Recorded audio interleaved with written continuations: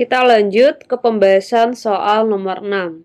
Sumber radioaktif ditempatkan pada wadah yang terbuat dari timbal dengan tebal sebesar 4 cm. Artinya ini adalah nilai dari X. Nah, karena dia satuannya dalam cm, sehingga harus kita ubah ke meter, yaitu menjadi 4 dikali 10 pangkat min 2 meter. Sehingga menghasilkan intensitas sumber radioaktif sebesar 5 watt per meter persegi. Ini adalah nilai dari I. Kemudian jika koefisien pelemahannya adalah 0,693 per cm, berarti ini adalah nilai dari mu.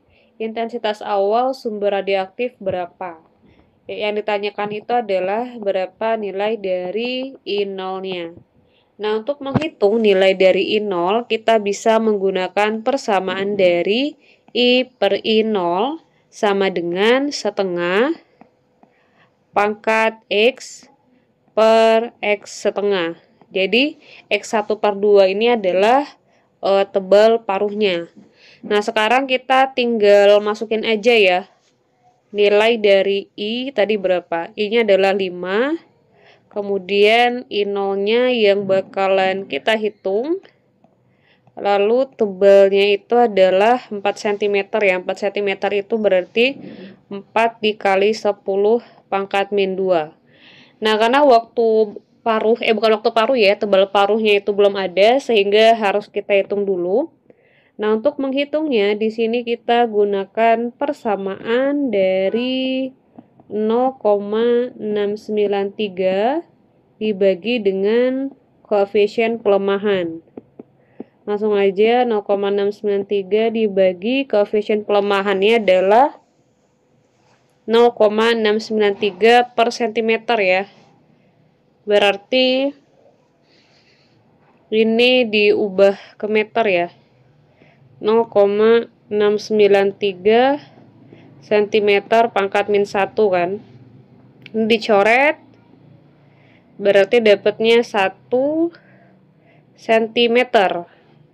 1 cm itu berarti 1 dikali 10 pangkat min 2 meter.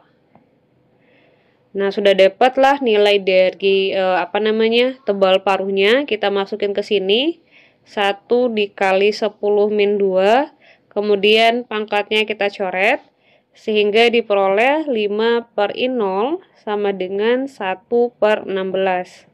Artinya I0 adalah 80 watt per meter persegi. Jawabannya adalah yang D. Kita lanjut ke pembahasan soal nomor 7. Isotop thorium memiliki waktu paruh sebesar 24 hari. Unsur ini dibeli untuk kebutuhan laboratorium sebanyak 5 gram. Artinya adalah ini nilai dari N0. Dalam satu kali penelitian dibutuhkan setidaknya 0,5 gram. Jika unsur ini akan digunakan lagi 4 bulan mendatang, pernyataan yang benar terkait permasalahan ini adalah, jadi kalau kita baca optionnya juga ya adik-adik, yang ditanyakan adalah ketika 4 bulan lagi, apa yang terjadi dengan thoriumnya? Apakah masih bisa digunakan untuk penelitian ataukah dia kondisinya sudah habis? Nah, artinya di sini yang ditanyakan itu adalah berapa jumlah dari nilai NT-nya.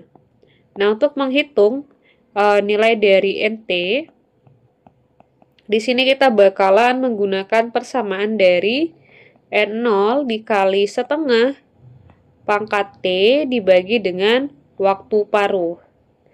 Langsung aja masukin N0-nya 5, kemudian T itu adalah 4 bulan ya tadi ya. 4 bulan, 1 bulannya adalah 30 hari, berarti 120 hari. Dibagi waktu paruhnya adalah 24.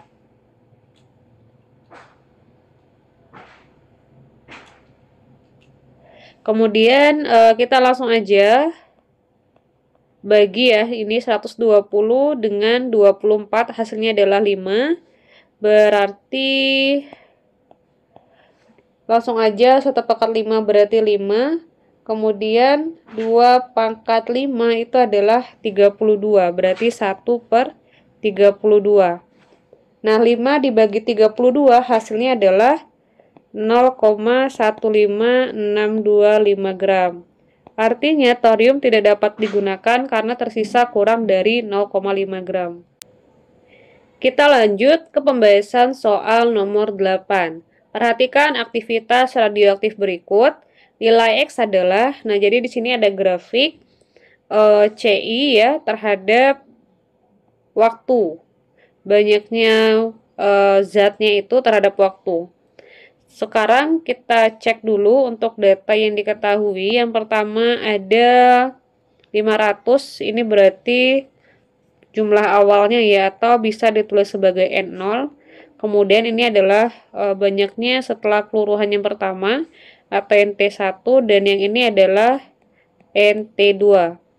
Nah, untuk 10 hari kalau kita lihat di grafik, ini adalah waktu yang diperlukan untuk NT1, berarti T-nya adalah T1, dan yang X ini adalah waktu yang diperlukan dari NT1 ke NT2. Bukan ya, ke NT2 aja nih grafiknya yang di sini nih. Nah, berarti ini adalah nilai dari T2. Yang ditanyakan adalah berapa nilai dari T2-nya. Nah, untuk menghitung nilai dari T2, di sini kita bakalan menggunakan persamaan dari NT2 sama dengan N0 dikali setengah pangkat T2 dibagi dengan waktu paruhnya. NT2-nya adalah 62,5 ya. Kemudian ada N0. N0-nya adalah 500. Jadi kita langsung aja ya pindahin ke ruas sebelah kiri. Jadinya per 500. Ini adalah nilai dari N0. Kemudian setengah dikali dipangkatin T2, maksudnya ini yang kita cari. Kemudian dibagi dengan waktu paruh. Nah, karena kita belum tahu ya data untuk waktu paruh, sehingga harus kita hitung dulu. Di sini kita bakalan menghitungnya dari jumlah awal ke peluruhan yang pertama atau ke NT1. Di sini kita langsung aja pakai persamaannya sama, cuman kita ganti ininya aja, jadinya berarti NT1 per N0 ya sama dengan setengah T1 dibagi dengan waktu paruh.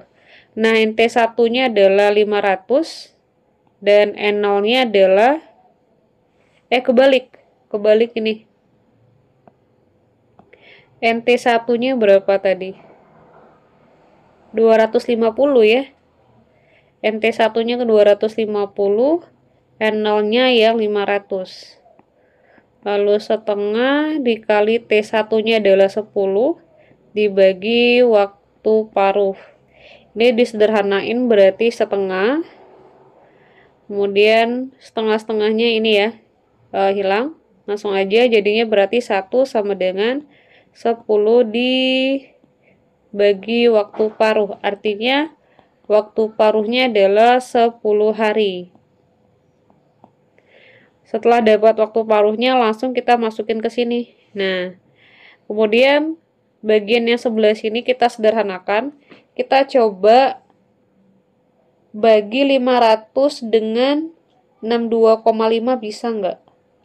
Oh, bisa ya ternyata ya. Berarti ini disederhanakan dengan cara sama-sama dibagi 62,5 berarti 1/8 ya sama dengan setengah pangkat T2 per 10.